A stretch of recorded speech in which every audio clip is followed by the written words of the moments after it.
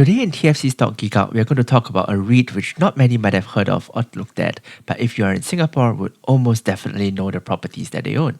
Talk about hiding in plain sight. This REIT is Parkway Life REIT, Asia's largest listed healthcare REIT. Everyone knows healthcare is booming due to COVID and longer term the aging population, so let's take a dive and see what this REIT has to offer. Joining me today is Willie again. He has walked us through before how we can look at assess REITs.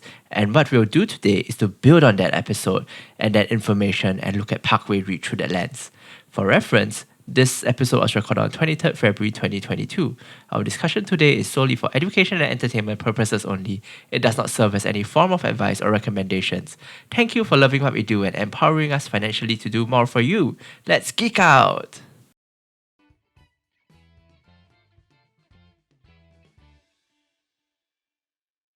Hi coconuts, welcome to another episode of Stock Geek Out. Right. Today we have again Willie with us. If you haven't heard, we did an episode with him about a week back on how to analyze REITs.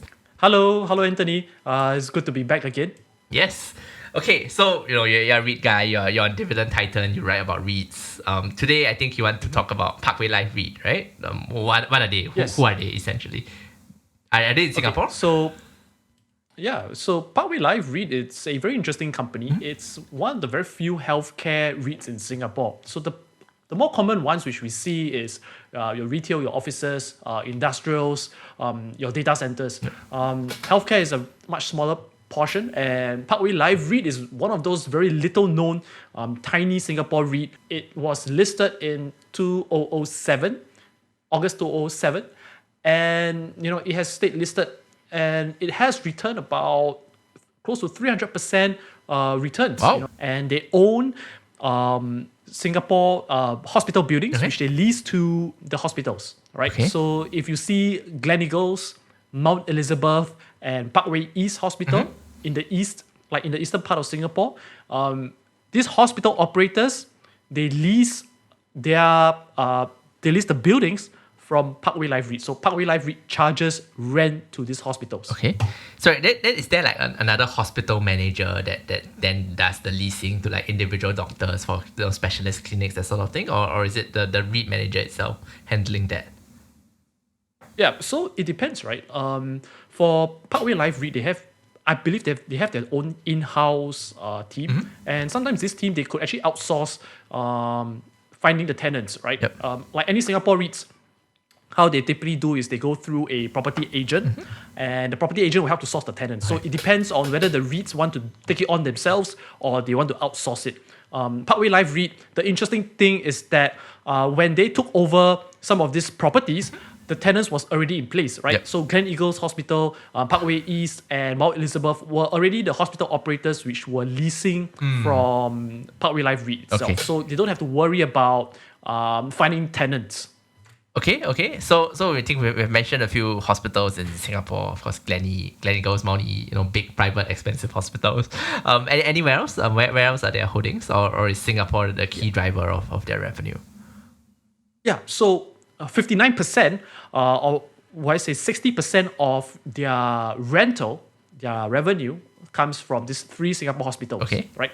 The remaining 30 plus to 40% comes from Japan. So they own a lot of Japanese nursing homes. Okay. Across Japan, and they lease it out to nursing home operators. So we know that in Japan, it's a huge aging population, mm-hmm, and nursing homes are a growing trend. But last time we were talking about we need to look at the broader group. We need to look at all of that.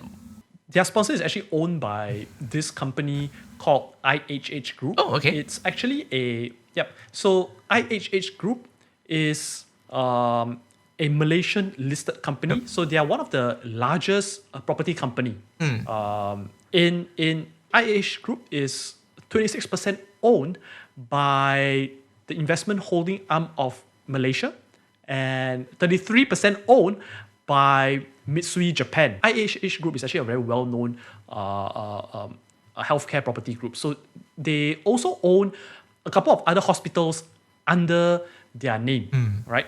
So the good thing about this sponsor is that there's some reputation They have been around for many years, like what I've said previously. And it's a good thing because Parkway Life REIT in the future can actually take control or buy over some of these hospitals from the IHH. Okay, cool. I think that's great. Nice introduction. I like it already. Then we talked a bit last time about macro, right? About things like forex, which would be applicable here because of Japanese will pay in yen. How do we peg it back to Singapore? We talked a bit about debt and all that. Can you just walk us through a bit in terms of Parkway? Yeah. So for Parkway Life, since a bulk of the rent comes from Japan, so they actually receive the rental obviously in Japanese yen. But the interesting thing about Parkway Life REIT is that they actually hedge or protect the depreciation of the yen by going into forward contracts or contracts which allow Parkway Life to convert this Japanese yen back to the Singapore dollar at a fixed rate, right? So every month, so every time when Parkway Life wants to distribute their shares back to distribute dividends from these Japanese properties, when they convert back, they don't have to convert back at the current foreign exchange rate, but they can convert it at the agreed amount or the agreed exchange rate. So in this way, Parkway Life REIT helps to protect themselves from any foreign currency depreciation or any foreign currency volatility. Yep. So looking at the macro trend for a healthcare REIT is important. And it's even more so important in Singapore. So in Japan, you are faced with an aging population, which is the perfect positioning for Parkway Life REIT and their nursing home operation, right? They basically lease their properties to nursing home operators.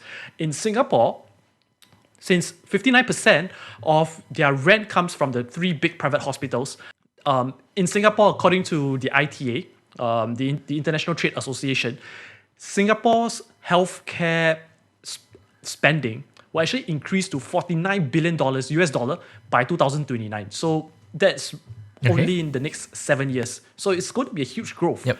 And in terms of the private healthcare spending, by 2029, private healthcare spending will have gone up to about $13.5 billion. Of course, the remaining amount of $30 billion is the government healthcare spending. So it's actually a huge market for healthcare. Yep.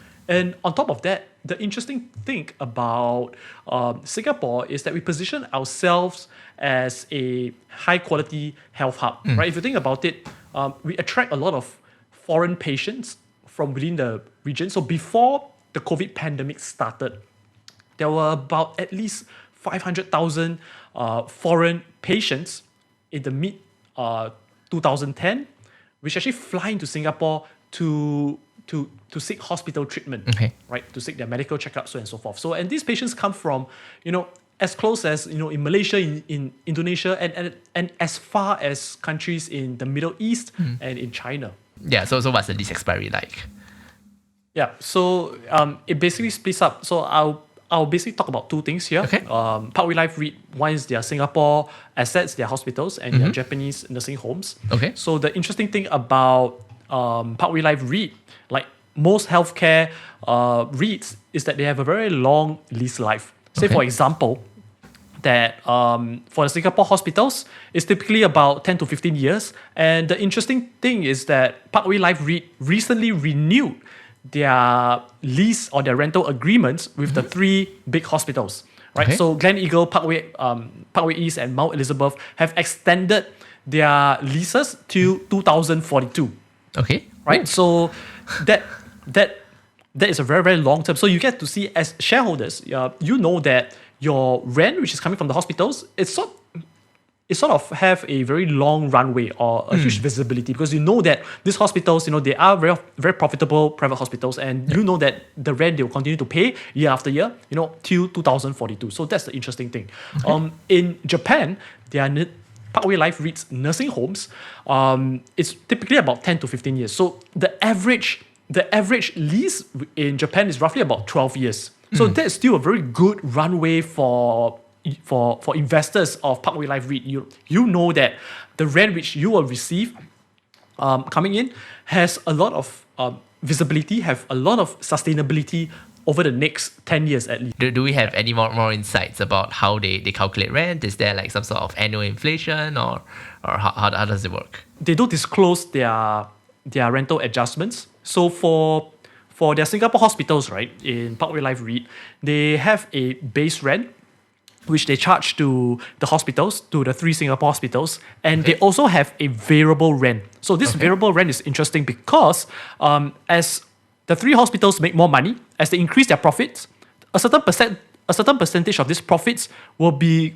paid as rent. So the REIT actually grows together with the hospitals. As the hospitals make more money, the REIT essentially collects more rent, right? So it's a base rent plus variable rent. Now, the interesting thing here is that they don't just have this option of a base rent plus variable rent. Parkway Life REIT also has another option which calculates the rent plus the inflation rate in Singapore, or the CPI, right? So if our inflation goes higher, or if our CPI goes higher, the rent which Parkway Life gets to collect increases as well.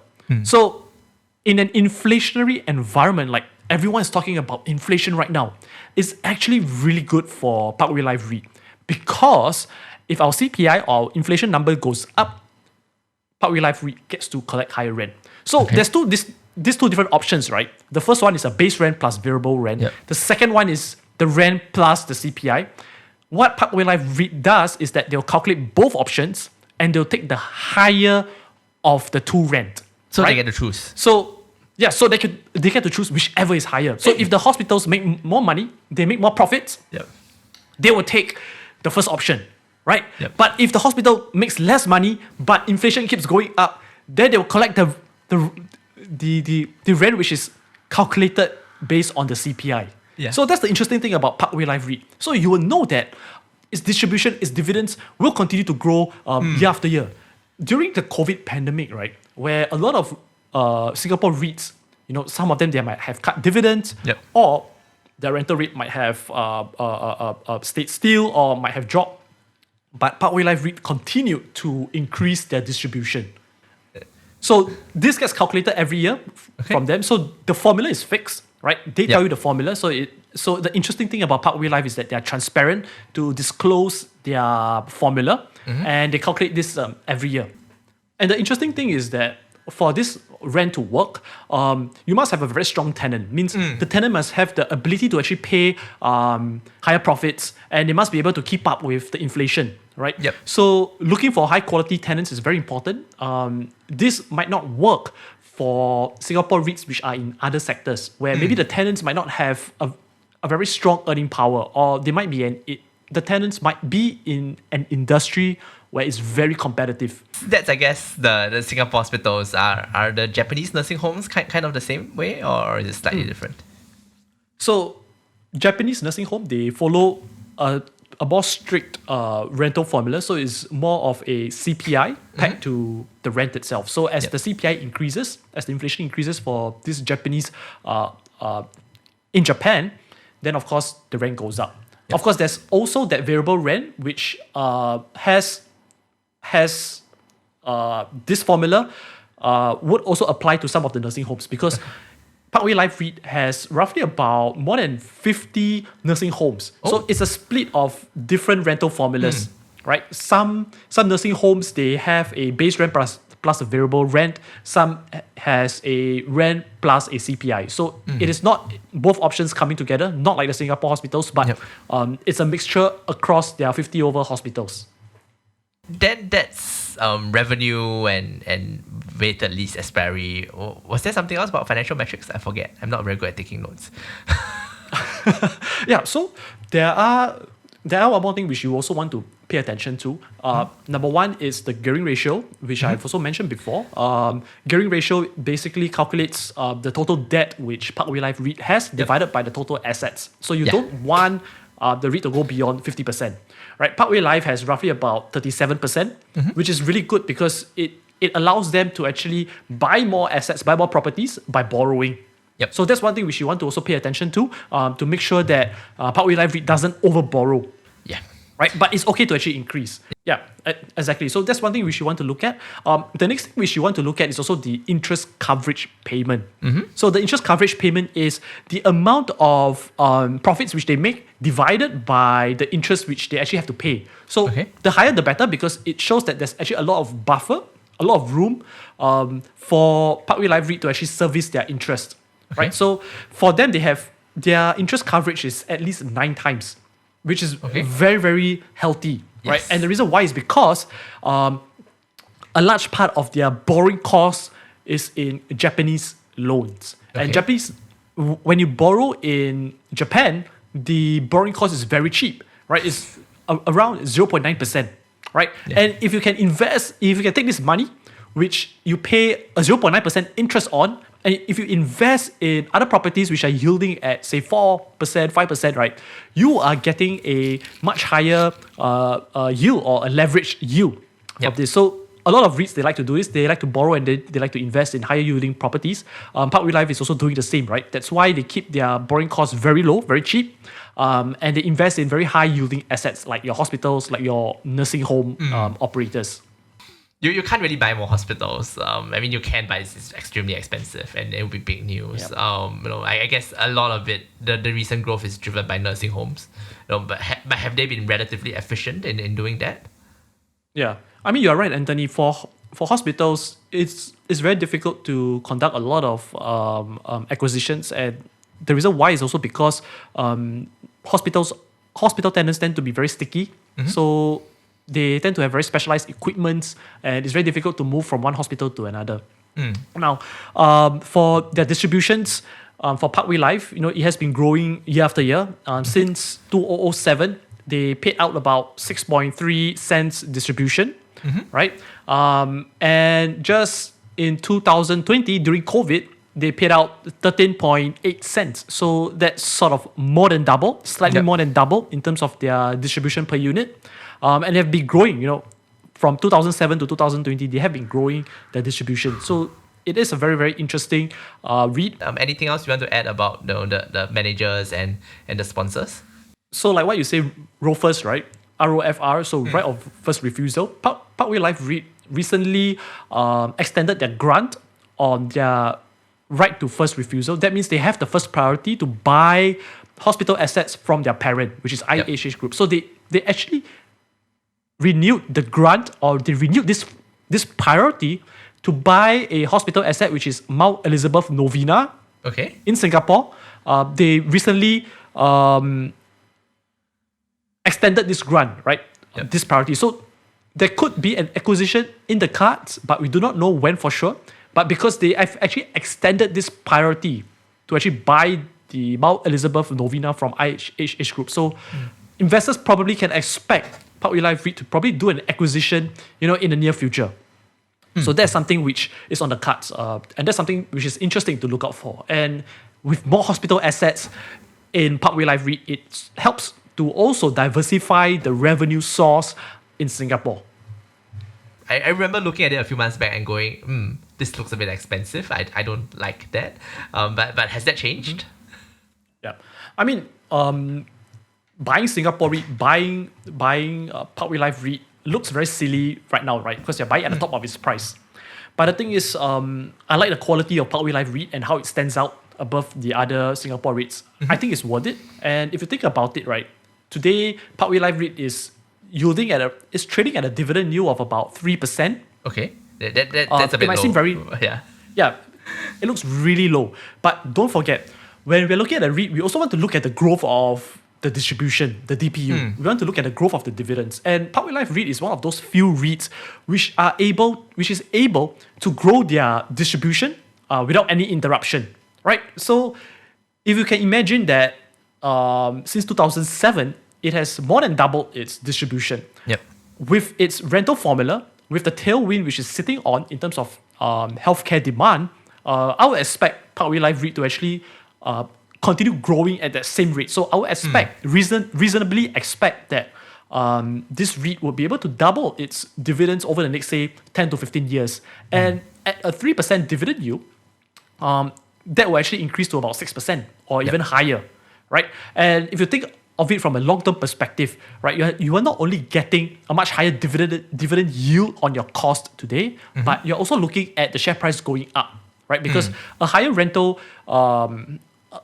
rate would also mean a much higher property value.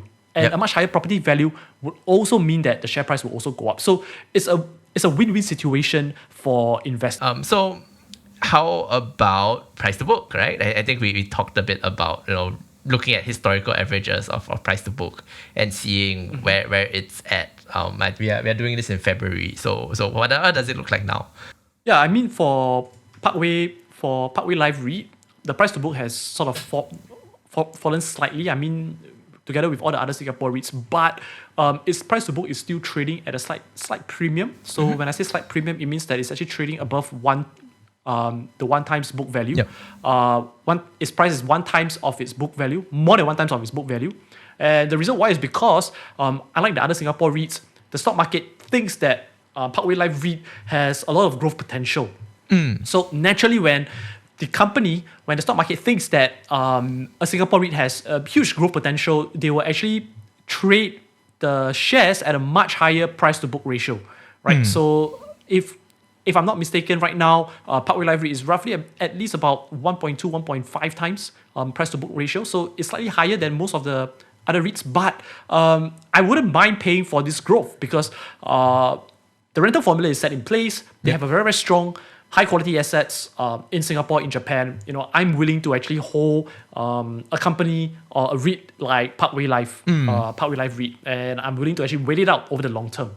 Like right now, it feels to be on the edge of like, maybe we are paying a bit too much of, or to me at least, not financial advice, but a bit too much of a premium for the stability, right? When you could look at other risk profile assets, I would say that maybe also give you that same stability, but with a slightly higher yield or that is slightly cheaper. Yeah. I mean, from that angle, I think you would think that it is quite expensive, right? But for Singapore REITs, right, end of the day, as investors, when we invest in Singapore REITs, what we're ultimately looking out for is number one, safety. Number two is reliability. And we also want to actually have some form of dividend growth. So sometimes it gets a bit expensive to have all this in a Singapore REIT. But I would think that, it more than compensates for the price which you are paying, right? It gets a bit expensive, like you said, like the price to book is actually close to 2 times. But I wouldn't mind paying for this because there's safety. I don't have to wake up thinking that, hey, what if this REIT has got huge foreign currency exchange issues, right? What if this REIT today suddenly stops paying rent, right? Or the assets are in a country where there are a lot of political issues, where there are a lot of corporate governance issues in the company. So, you might get that for other higher dividend yielding REIT, but for Parkway Life, you don't typically get that. So, and that's something which is interesting. And the next thing is also for Parkway Life REIT. For me personally, the reason why I also like is because it's a huge diversification from your usual retail REIT, office REIT, and your industrial REITs. So these 3 big sectors dominate the Singapore REIT. So you don't really get a lot of healthcare REITs in Singapore. And even though it's slightly more expensive, but you're also helping to diversify your portfolio, right? At the end of the day, not all REITs are the same, right? And we cannot expect to see each REIT to be the same as another, right?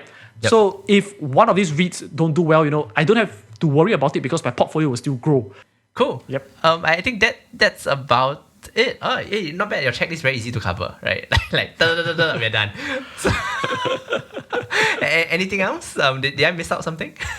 There's actually one thing which we have to pay attention to, right? Is the borrowing cost of these REITs, right? Like I did mention that Parkway Life REIT has a very cheap borrowing cost, but as interest rates go up, in the short term, we want to actually make sure that the companies or the REITs do not overpay in terms of their interest cost, because the more interest you pay, the less profit which you actually get for the Singapore REIT. The less profit means less dividends, right? So that will actually affect the REIT when interest rates go up in the short term. Yep. But on the flip side, in the longer term outlook, right? If you are a long term investor, it's a good thing when countries increase interest rate, or if the environment is very, very favorable for interest rate to increase, because this means that the economy is actually growing. And when the economy is growing, it also means that the tenants, the companies which are renting from these Singapore REITs are going to do well. So when they're doing well, they get to pay more rent. So you want to look for REITs which are able to actually increase the rent as the profits increase, right? So yeah, I think that macro is a good point. I just think it's too hard to predict. So I don't like things that are too difficult, so I ignore. Yeah, I mean, as Warren Buffett would say, if it gets too difficult in the too hard pile, just put it aside and then move on to the next, right? We don't have to pick all the very difficult things to invest in, right? We just have to pick the low-hanging fruits. Just be generally correct, Ken, already. You don't need to be exactly correct, right? All right, thanks, guys. I'll see you all next week. Or Rakesh will see you all next week with something else. Cheers. Have a good day. All right. Hey, coconuts. So I hope you learned something useful today. I definitely did. But of course, whether or not to invest is always a personal decision. We are not here to tell you to do this, to do that, but are always happy to geek out with you about different interesting perspectives, companies, and trends for the future. This series definitely has a lot more depth. So if you have any feedback, ideas, or companies you would like us to cover, do drop us a line through our socials or email us at hello@thefinancialcoconut.com. See you next time!